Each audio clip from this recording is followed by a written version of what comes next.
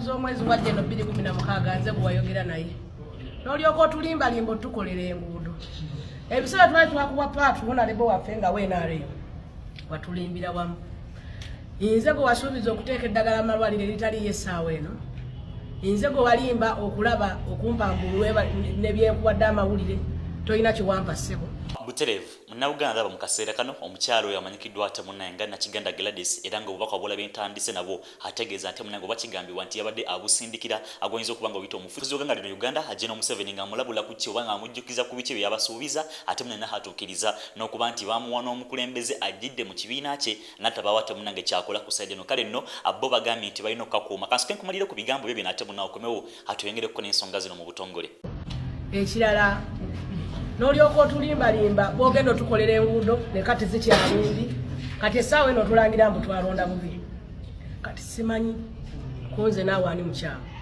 kubanga twakuwaho nalebo nga WNRM n'omufuga emyaka 5 myaka egyo 5 simanyi oluguudo lwali badde weruli n'eddwaliro teririiwo era byonna nga wenakulopera byasigalanga ebikola ki nga bwe biri essaawa eno tutiisibwa okututta neera mu Uganda buli omu ffenna tulinga abaafa tewali kitambula buli kimu wakituulira tweyanza ssebo tweyanzeko tubonereza okukwagala fe otusasuzzaamu bukyayi naye tukutuusiza obubaka buno gyekasanda ffe twasalawo dda oba ogenda kuleeta ttata ya mirambo ffe tetulina buzibu ojja kututta tugenda kukakuuma tugenda kukabanja nkakasa okitegedde ffe ab'ekasanda awe tuli bannange mbakuutira mwenna bannayuganda gye muli Umbrella tetukola era amanya n'eddoboozi nsigadde nze Nakiganda Gladys kansala owa Central Ward Kasanda.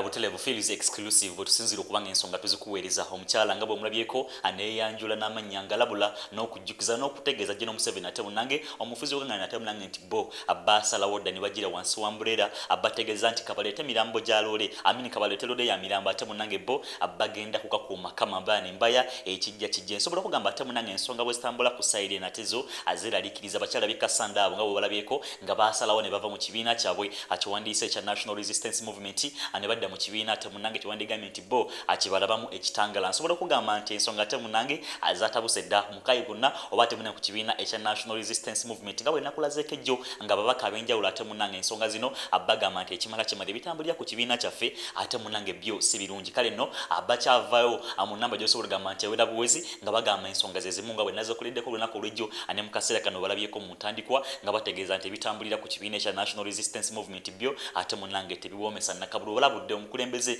nga bwe walabyeko ab'e Kasanda wabula ng'ate ane mu byenkuleetedde mu kaseera kano waliwo abagambye okuba nti bavudde ku kibiina kya National Resistance Movement ane baweereza obubaka obw'omuliro nga bwe ntandiseeko nabo mu ntandikwa w'ensonga zo ate munnange video sobola gyempera buwezi ka like nesobola okuba nga etambula ab'enjawulo ne basobola okuba nga ate munnange bekkanya kubaka nga buno bwenkwetikidde asesonza abeerawo mu kubanga mbukusemberezaawo ne comfort zone ane wekkanya bano olaba ekyebitambula oba ebigenda maaso mu ggwanga lyattu Uganda olunaku lw'ejjo His Excellency Robert Kyagulanyi Ssentamu ate munnange yavuddeyo anaakola speech oba naakola okwogera na addressing eggwanga mu mwaka omupya ate munnange ekyabadde kisoose eri eggwanga oba eri bannayuganda kale no mu kaseera kano ensonga ze yavuddeyo n'abeera ng'akoonako azze nsobola okugamba nti zabadde za muliro nga bwe nazikuleddeko era olunaku olw'eggulo wabula ate nzikuleetedde osobole okuba nga ozekkanya mu butuufu bwazo oba mu bulambulukufu bwazo nga bwe yavudde ate munnange n'abeera ng'azoogera mu mbeera okuba ate munnange yabadde mukambwe mukko okusinziira ku nsonga ez'enjawulo ezitambulira ku ludda lwewandiise olwa National Resistance Movement wabula ng'ate aziweerezebwa ku ludda lwewandiise olwa National Unity Platform yavudde n'abeera ng'ayanukula ku bimu ate munnange General Museveni bye yakola ku lunaku luli oba speech ate munnange kwe yalijjukira yeetoolera nnyo ku kibiina ekya National Unity Platform ne ku His Excellency yennyini akwegamba ati byali topic mu speech eno wabula ate abangi bagamba nti yayogera ku national matter yonna okujja okuba nti yayogera nnyo ku His Excellency Robert Kyagulanyi Ssentamu yabikonyeeko era nga bwegenda okuba nga ensonga ozekkanya wabula ate ensonga ez'enjawulo ensonga eza flag kwegamba byonna byonna nga bwegenda okuba nga ate munnange byekkanya bwe yabyogedde His Excellency Robert Kyagulanyi Ssentamu wabula nga ate akansuke nkugiraho ku baami bano abakyala n'abaami okuva ku kibiina ekya National Resistance Movement nga bo bagamba nti nedda ate kyandibadde ekibiina kyaffe okubanga ensonga ate munnange zikikwasaganya mu ngeri bweti ey'okuba nti batyoboola ekibiina bakigyemu ne bali okubanga bannayuganda ab'enjawulo bonna bazze ku ludda lwewandiise olw'enkyukakyuka kankole bwenti ate munna olabi musajja mukulu ono agambibwa okuba nti munnamawulire wa National Resistance Movement omukuukutivu owa NRM wabula ng'ate agamba nti nedda ensonga bwe zitambula ku sayidi eno si ntuufu basaana ne bakyusaamu so kumekanya ate munna okomewo nkwene kubaayo PDF abagambibwa okuba ate munnange bo abasaze dda n'eddiiro so kulabika katambi kana ate munna Komo atwengere ko nagaliro de fulaga ya Kenya mu motoka ngachaddemu omukono ng'agyetimbye than oyoko okubeera ne ye ya Uganda. Does it make you happy? Kikusanyusa kyokka n'osanga omwogezi wa police gw'osuubira okunoonyereza naye n'abeera influenced by some political activists. Naye mwekikye nnyo. What is your problem? Buzibu ki? In fact, instead of making it a must, buli muna Uganda okubeera ne fulaga ya Uganda in your office, at your house, everywhere. Everywhere. Mwali kifudde must buli omuna Uganda okubeera ne fulaga ya Uganda mu mmotoka yo, mu nsawo yo, ku kooti yo, ku nyumba yo, ne gye weegadangira ng'oginayo. Because kye kintu ekisooka kyolagirako abantu nti abaayi nze ndi muna Uganda nga tonnannyonnyola mbujjayo ndaga muntu. Nga tonnaŋŋamba na kujjayo ndaga muntu. Fulaga ya Uganda must speak first. Unless gw'oyagala kuŋŋamba nti Uganda y'aba China. And which is not true. Kambabuulire. Mwagala entalo ku bbeeyi rayisi. Musikula entalo ku bbeeyi rayisi. Naye ku fulaga ya Uganda mujja zifuna ku bbeeyi rayisi. Welcome to Xavier High School, located in Chiboga Town Council near Lufla Zone. At Xavier High School, we build brains together with character to enable the future competence of our students. We've been leading in academics performances since 2015 to date within Chiboga and neighboring districts. We provide a balanced and high-quality education that matches with today's dynamic world. We offer both O and A-level studies in sciences and arts and a UNEB Center number with our state-of-art facilities which include a well-stocked library, a fully equipped computer lab, and a cutting-edge science laboratory to enable them be competent in today's science and digital era. Good and health feeding, a guaranteed 24/7 security team to ensure safety of every student. We as well offer DIT vocational courses like shoemaking, hairdressing, domestic electricity, media and journalism, and many others. We are your child's #1 academic destination. For more, contact us +256 788 964 777 or 0752 305 331 or visit our website at www.xavierhighschool.com. Xavier High School. God, our shield to conquer.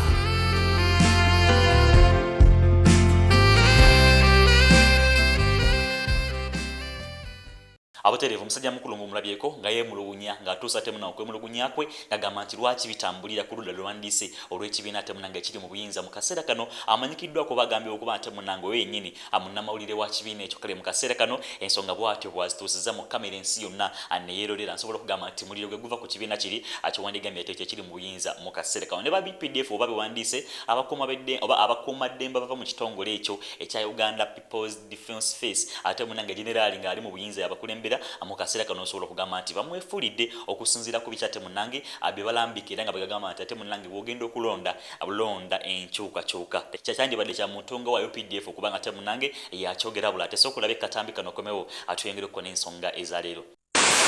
Wenjogera bino wabula ajja kunaku ntono nnyo kujja mu kalulu ne munauganda okutula ekintu kimu wogenda okulonda olunaku olwo olw'okulonda tolonda wakutya tolonda wakutuukibwa tolonda kubanga ono akuwadde emitwalo 2 mitwalo 3 londa oyo omuntu agenda okuteekera eddagala mu ddwaliro londa oyo omuntu agenda okusuubiza nga kyasuubiza agenda kituukiriza londa oyo omuntu agenda okuteerayo enguudo ennungi londa oyo omuntu agenda okututumula ebyobulamu londa omuntu gwomanyi oyo agenda okututumula ebyobusuubuzi kubanga ggwanga Uganda ggwanga ggaga nnyo naye tusigale nga tulomba lwa bukulembeze obukyamu bukulembeze obutayagaliza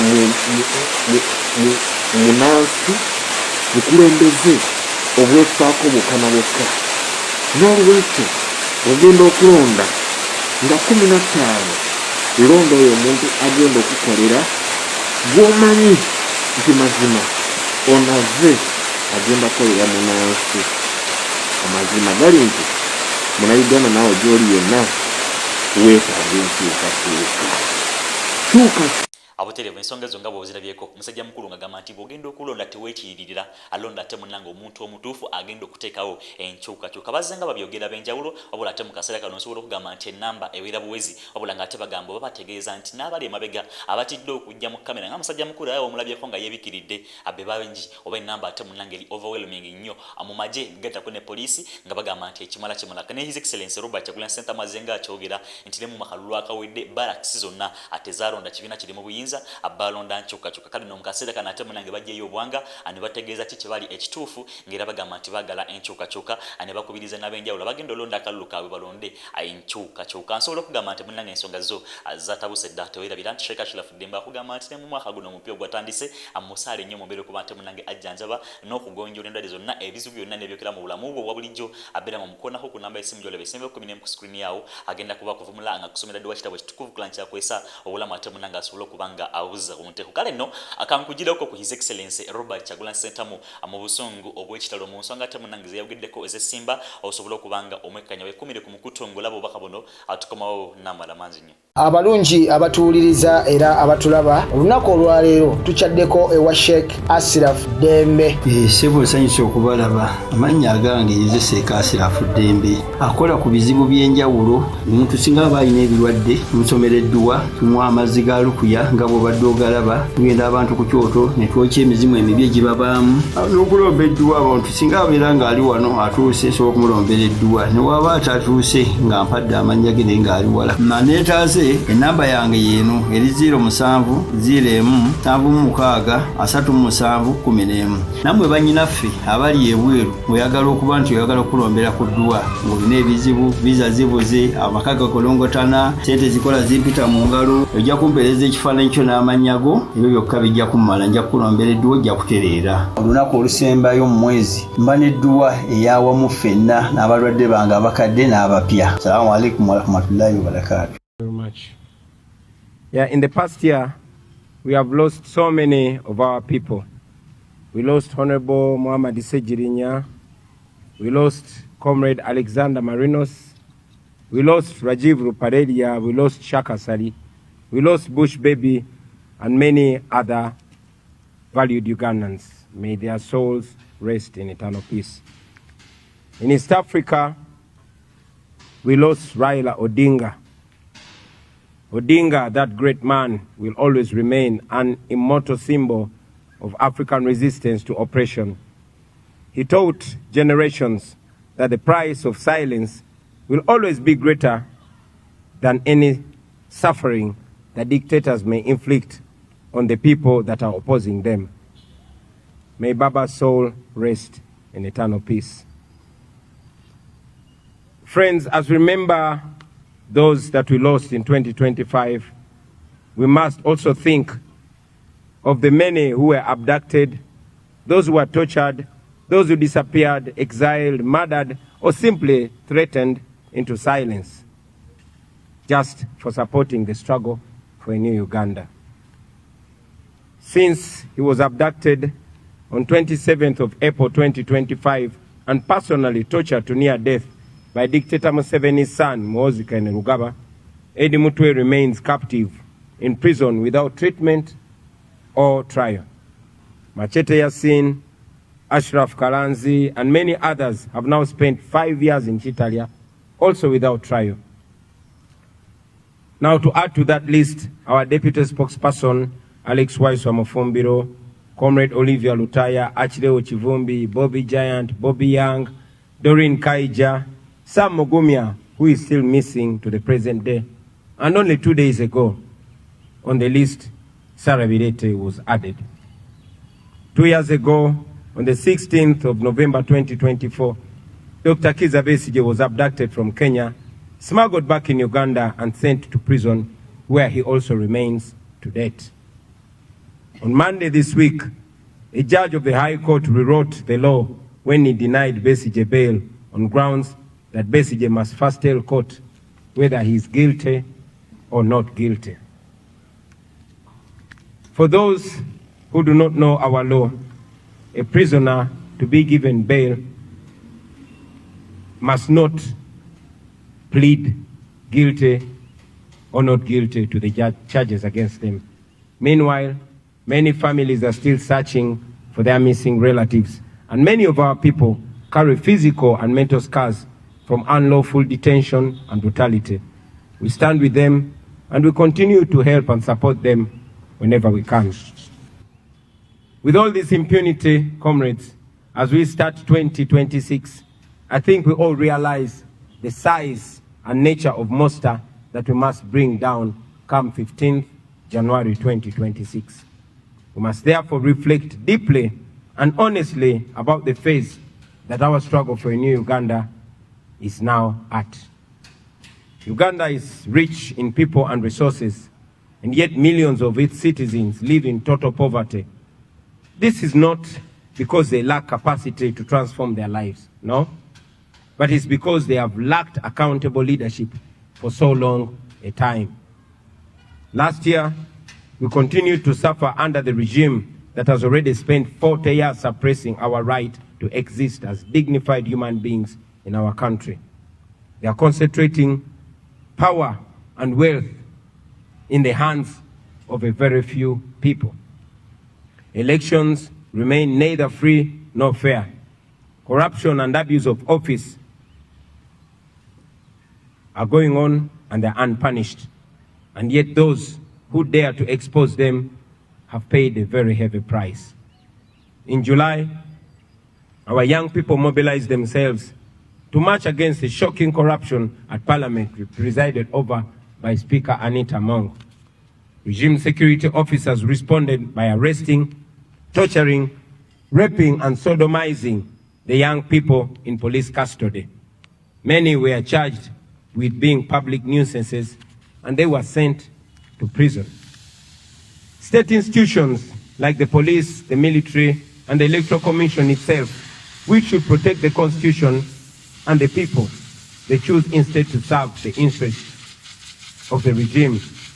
And instead of upholding the law fairly, they chose to selectively apply it against the people that are asking for a better country. We condemn in the strongest terms possible any attempt by those institutions to abandon their legal mandates and to hide behind guidelines or directives that are outside the law. No individual and no institution has the authority to override our Constitution. When the Electoral Commission, the police, or any other institution issues guidelines that contradict the law, we must then firmly reject them because those guidelines are illegal and they must be treated as such. As you all know, we are in the last 2 weeks of our presidential campaign. So far, we have faced the ongoing brutality and the interference from the regime. We have been intimidated, we've been tear gassed, we've been pepper sprayed and beaten. Our supporters are attacked and killed. The injustices go on. We are blocked from towns. We are blocked from using the main roads. We are being blocked from campaigning in some districts. And the injustices are countless. And yet everywhere we've gone, the reception from the people has been overwhelmingly positive. Millions of Ugandans have turned out to welcome us and to assert their readiness to reclaim their country and to start a new Uganda. One of our greatest achievements during the ongoing campaigns has been the reawakening of our people across the country. From Chisoro to Koboko, from Busia to Kabong, Ugandans have stood to reclaim ownership of their country and their future. Citizens now proudly, mic check, citizens are now proudly and defiantly raising the national flag as a symbol of resistance, a symbol of a nation that belongs to all that live in it. And they raise the national flag unapologetically. We salute you, fellow Ugandans. Everywhere you go, everywhere we've been, ordinary Ugandans, regardless of their tribe, regardless